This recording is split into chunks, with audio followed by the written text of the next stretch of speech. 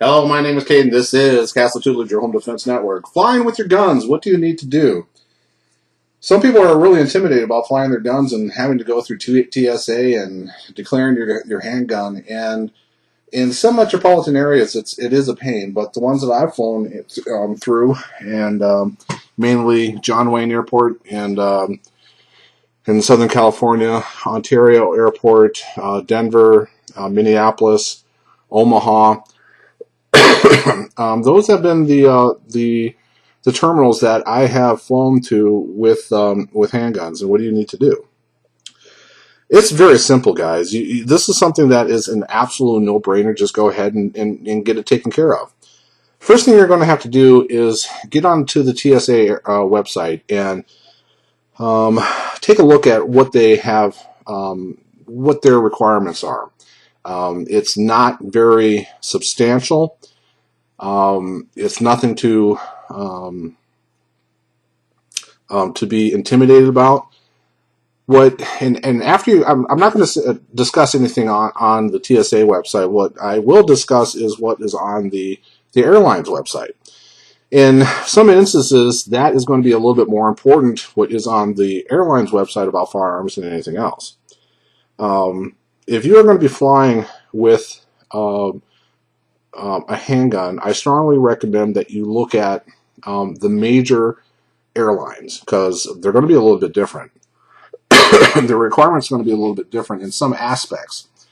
One of the biggest differences that will screw you is if you were with an airline that did not require hard-sided luggage to have a gun, you may want to not fly with soft-sided luggage. You're going to want to have hard-sided luggage, just in case if there was some weather-related issue, or the airplane breaks down and you get onto one of those airlines that requires a hard-sided suitcase. That is why I am saying to you, fly with a hard-sided suitcase. When I travel, I used to baseline everything off of California laws, because that's where I used to live, and they are basically the most strict in the nation. And if you go by that, typically you're not going to have any problems transporting your guns. Okay. Now, some other the airlines require is that there's going to be a limit on how many pounds of ammunition you can bring on. All of them are going to say 11 pounds. If you are just bringing in a handgun, I'm not exactly sure why you need 11 pounds of ammunition. And it's going to have to be in a carton that the manufacturer made. You know, those little boxes that the ammunition comes from? Keep them, okay? And then just put your ammunition in them. When I typically travel, I'm going to have my CZ 2075, which is chambered in 40 Smith & Wesson, and then I'm also going to have a Ruger LCR 357.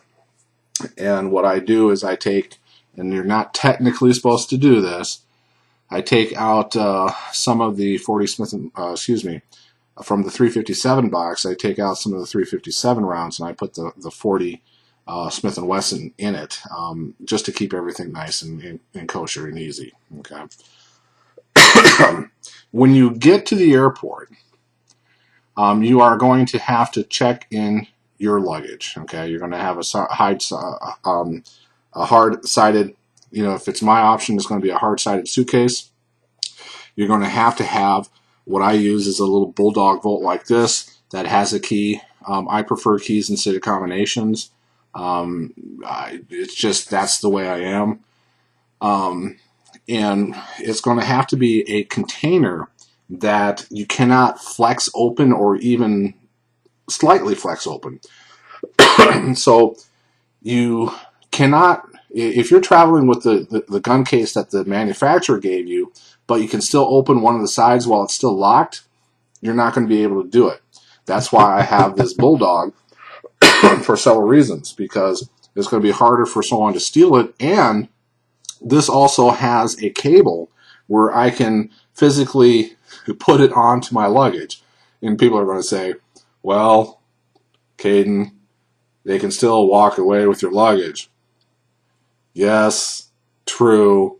they're going to have to walk away with the luggage instead of rifling it and see that I have a gun in it and just take this out. It's going to be easier to hide and conceal this if you're going to be stealing something at an airport compared to a full suitcase. Okay, you're basically going to have to destroy the suitcase to get the cable off of there. So once you do get to the counter, you're going to declare that you have a firearm, and they will go, oh, and then what they'll do is they'll give you one of these cards, and they will ask you to fill it out. Let me just cover some stuff.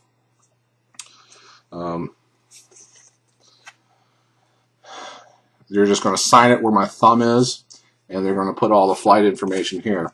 Obviously, that you see that the two that I have, well, the 3 tags I have are from U.S. Airways and United Airlines. Okay, and basically after that is they're going to ask you some basic questions. Are the guns loaded? That kind of thing. And again, you know, this is something I have to take a look at. I'm not sure if you can have an empty magazine seated or not. I don't think you can. You're going to have that separate, which also has enough room in here for it.